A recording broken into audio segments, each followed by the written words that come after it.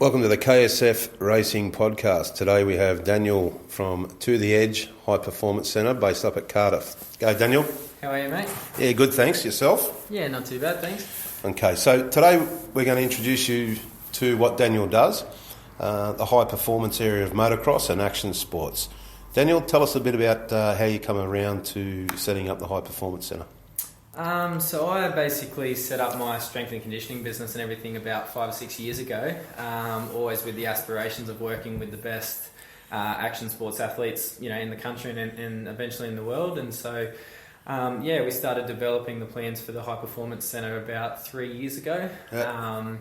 Basically with aspirations of giving action sports athletes and in specific motocross riders, because that's my background, the same sort of platforms as the mainstream sports guys, giving them a facility that has a full sports science-backed approach, and giving them a training facility that has the same level of training and attention as some of the mainstream sports have. So we've opened this place a little over 12 months ago, and been building up with local and a few international athletes that we look after and program by distance now. And so it's been building up really, really well. Yeah, I mean, I've spent a little bit of time with you recently, and some of the things that excite me is how you data monitor everything, the comparisons that you and your network that you've built overseas to compare what elite athletes in the sport are doing, and the levels that you wanted to take it to.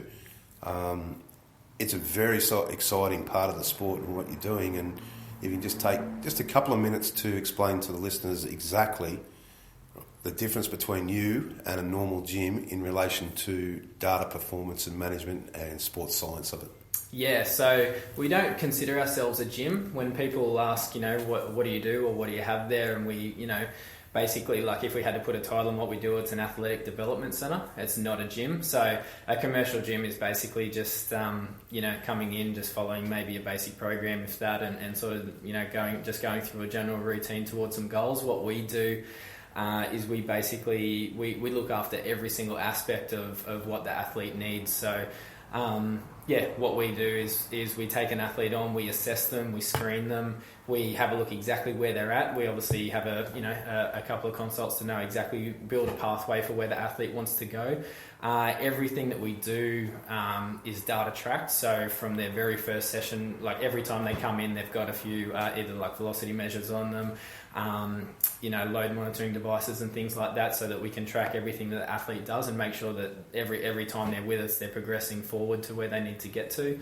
Everything, all the data is quantified, so it's all tracked through, our loggings and everything like that, so that we can basically make sure that the athlete's always on track, never overreaching or pushing towards injuries and everything like that. So we basically handle every single aspect of what the athlete's program entails, and make sure that they're always getting to where they need to be. Yeah, I mean, cool. I mean, you're talking about things like, velocity tracking, GPS data control. You're using LitPro systems. You're using, sports science and pressure weights and all of that stuff inside your gym. That's right? Yep, 100%.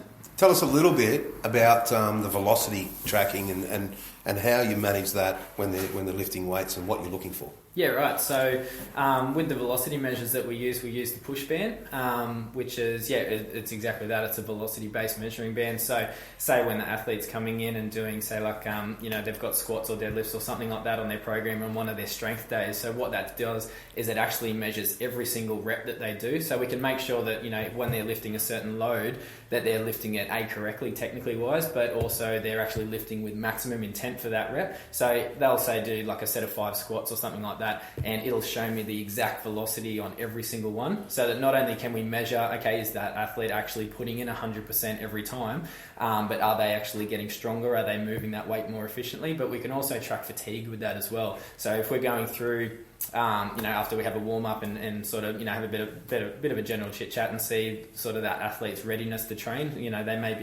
They may have done a couple of hard days on the bike beforehand, okay, and then they come into us. We're supposed to do a strength day on that day. We start going through our warm ups, and I noticed that their first working set at the weight that they should be doing for the day is quite under par. So they're not getting the same readings that they did last time on that weight. We can actually have a look at their fatigue percentage drop over the set. and it actually tells me if that athlete is a little bit too overreached that week. Okay, they may have had, like I said, a couple of hard days on the bike, and we can actually start to predict when the athlete is coming up towards an injury. So we can actually prevent injuries before they happen, which for when we're dealing with athletes at that level is huge. We all know what injury does to in teams and everything like that to an athlete and everything like that. So we can measure and make sure not only are they training at 100% to always be pushing forward, but we can actually protect that athlete through the program and make sure that we're preventing as many injuries as we can. It's amazing. I mean, my understanding is it's the first of its kind, what you're doing inside the country. Yeah. And you've taken that further, and I believe you've developed some relationships, real strong relationships with sports science people throughout America. Yeah. So tell us what you can about that. Not everything. It's no big secret just yet, but we've developed some really close ties with Red Bull America, and so we've been networking with a couple of guys in the athletic development side of Red Bull, especially in the moto department. We've been sort of letting them know what sort of research we've been conducting here with some of our athletes. They've been letting me know sort of what they're looking to do with their research, and it looks like next time they put together a project, they're actually going to invite myself and my partner over there, and we're going to be involved with the next Red Bull moto development research and be able to bring it back to Australia and start employing it here. So we've got a couple of pretty cool things coming up to do with Red Bull and really spreading out. So our whole business plan since the very start, 3-4 years ago, was to actually develop the Red Bull High Performance Centre of Australia and give every single athlete across action sports, not just moto, specifically moto, but right across action sports, basically like a mecca hub here in the Hunter, of the same sort of platforms that say the Newcastle Knights or the Jets or guys going down to the AIS have like here with action sports. So starting to network with Red Bull America and we're on their radar and they're helping us out and inviting us over and stuff like that for the next project is a pretty cool step in that direction. Yeah, I mean, it's really, really exciting. I mean, and one of the things that you've already spoken to the team and myself about is you can do things in blocks and you can then do it remotely, and really, after the initial assessment that somebody can come here so they can physically be assessed, you can manage their program in a number of different ways from around the country and actually help these high-performance athletes or athletes wanting to improve their performance immensely over that period of time. Yeah, for sure. Yeah, so, some of the little things like doing a 2-week block with you to be fully assessed, learn the techniques, etc. That's some of the things that you're looking at doing now. Yeah, for sure. Like we can, it's always handy working with the local guys, but we need to obviously spread out and work with some of the guys like via distance as well. So we get the athletes in, spend them in, like you said, in those 1 week, 2 week blocks, however long they can be with us. Basically take them from the very first initial assessment, spend a couple of days doing some testing, write them an individualized, tailored program. Okay, because that's the big thing we do. We individualize everything for every athlete. No two athletes here have the exact same program, because everyone's different injuries, different goals, different ability levels, all that sort of stuff. So we can go through, get all the data we need to, set them up and actually send them back, to where they are so that we know that they're doing everything right. The athlete knows that they're being, monitored via distance as well. Go through, say, like a 6 or 8 training block away from us, and then they come back, we get them back in, we retest, we remeasure, we do everything and make sure that athlete's been progressing on their own. And that's a way we can still keep a really close eye on the guys that we can't, get into the centre on a weekly basis. Yeah, I mean, what you've done is you've taken general exercise in motocross to a whole new level, and whilst it is for the elite athletes, everyone really can benefit from what you're trying to do. Yeah, for sure. And that's one of the amazing things there. And of course, getting busy.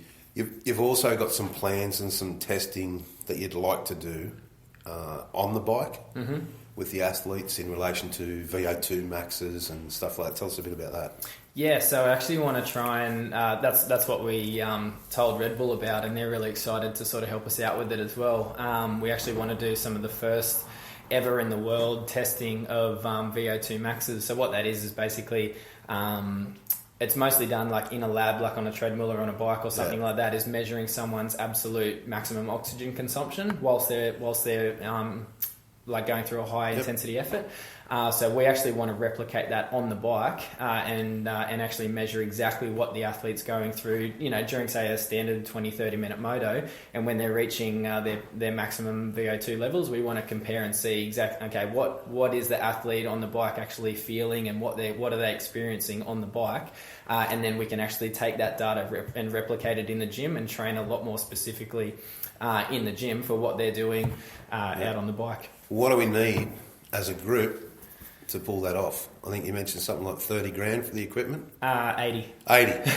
All right. So if there's anyone out there with 80 grand who wants to get involved, hit us up. We're definitely taking investors. That's for sure. Hit us all up, and we can give us 100, and we can take it even further. Yeah, for sure. Yeah. But, I mean, yeah, that's any sort of ongoing research that's never been done in the world. You're going to run into these little things as far as that. But that's why we're sort of building up and reaching out and everything, and looking to push.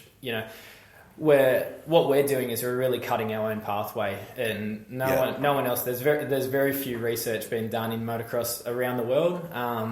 Even the stuff that Alden Baker and that's doing in the States with those guys, we're not necessarily following his pathway. We're sort of taking a little bit of guidance towards what he's doing, but we're actually taking a little bit further. He doesn't do specific research like Red Bull does. He just follows his own training methods, and they're great. Look at the champions he's produced over the years. But Alden doesn't actually do any specific research, so we're actually looking to cut our own pathway, even further than what he's doing.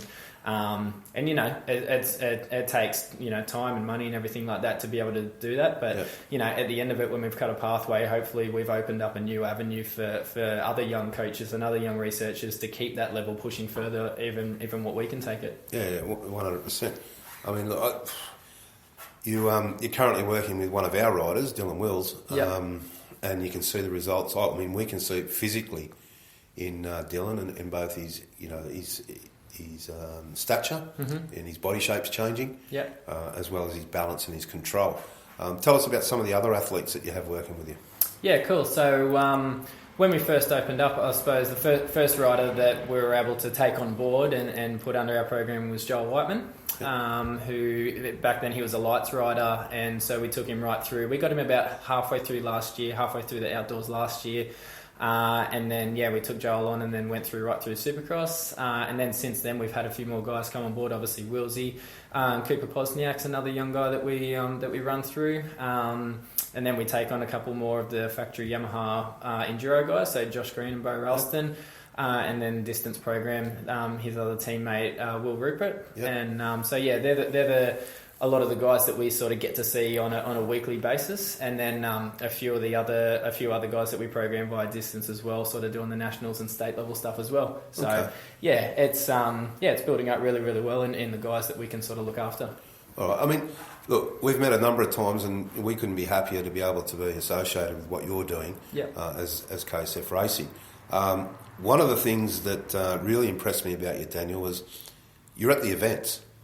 I mean, you actually care about your riders and who's doing it, and I've seen you travel down to numerous places now to spend time with the athletes prior to them racing, after they're racing, and tell us a little bit about what you're doing there and how important it is for you as a person and your business to see these guys succeed. Oh, 100%. Like, I mean, that's what we're preparing them for. We're preparing them for race day. So I like to be with the guys as much as I can on race day, however, whether it's feasible and time-wise for me to get there, but I'll try and, bust my butt to get to as many of the national rounds and stuff like that as I can. What happens on race day really is not much different to what has to happen week to week, on every other training day. You still have to make sure the athlete is, prepared to perform. So, taking them right through their first initial warm-ups of the day. The psychology on race day is huge. So being able to, get them on the same sort of thinking levels on race day as what they are before training here, excited to train, so they're excited to perform. Just generally making sure they're ready. We use the Lit Pros as well, so we like to track their race data as well. So it all comes down to them being prepared and ready to perform at their best. Then we can track the data and see how they went, have a chat to them after the race. Again, keeping the sports psychology in it is huge. And that's what my partner Meg, she specialises in that. So, we'd like to make sure that the riders and all the athletes that we work with are in the right headspace, so that's what it comes down to on race day. They've already done all the work leading up to the event. We need to make sure they're in the right headspace and their body's ready to go on race day to get the best result possible. And so, when being there at the race, you feel like you're on the line with them, and you know what I would be talking about as a coach. So, when you see a rider do really well, it feels like you share that win with them. When you see them don't do well, and if for whatever reason happens, you see a rider go down or something like that, it feels like you go down with them. Yeah. And so, you invest your time, your money, your passion, your energy into every single lap that rider's going through. So, and that's what it takes to have that connection.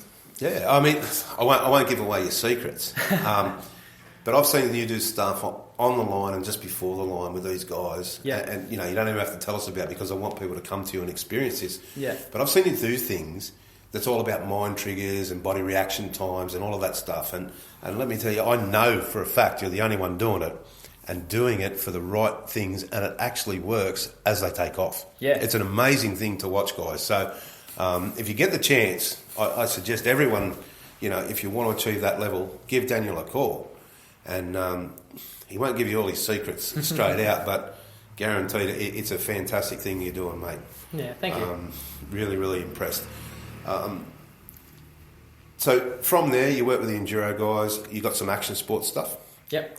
What's the difference between like an action athlete and when you talk about that and the motocross guys?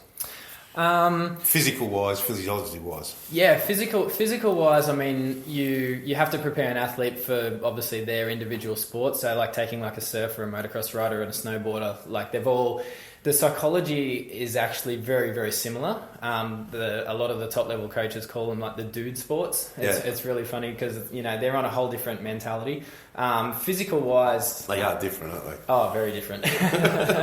Yeah, and being one myself, it's sort of a little bit easier to resonate with them. But yeah, physically wise, I think the hardest sport in the world, is motocross and supercross, because there's no other sport in the world where the athlete is basically competing for the amount of time that they do in one go with no rest break, and basically performing at such a high intensity for the whole time. So like your surfers and your skaters and your other typical action sports guys, they're all very intense. They all have to prepare differently, but the motocross guys are the guys that do it for the longest period before they actually get a break with it. So we prepare each athlete, very differently according to what they need to go through and, where they need to be physically wise, strength, mobility, balance, coordination, mentality, their conditioning and everything like that. It all breaks up and gets very individualized according to what the goal for that athlete is. Yeah. I mean, look, some of the things that you have in your facility, which all ties in to the motocross and the professionalism where you're going. I mean, yes, you've got the high performance gym, you've got the high performance data and analytical type based stuff. You do the testing, you do the following. You've even got psychological services in here for the guys to come and talk to you. You have a massage facility for after events, re-prepare for the week coming. You've got it all covered. Mm-hmm. I mean, it's an amazing thing that you're doing and standing out there. And if we could, tell anyone who wants to listen to our podcast, seriously, guys, if you're serious about motorsport, you need to call Daniel at the High Performance Centre and have your eyes open to what is available to you out there as athletes. So, Daniel, I'd like to thank you so much for your time today, sharing with us what you're doing, how you're doing it, and I'm sure we'll be together doing some more. And from KSF Racing, mate, we're honoured just to be working with you. Oh, thank you very much. So, mate, best of luck. We'll be in touch soon and keep pushing Willsy for us. I will. Thanks very much for your time. Cheers, mate. Bye.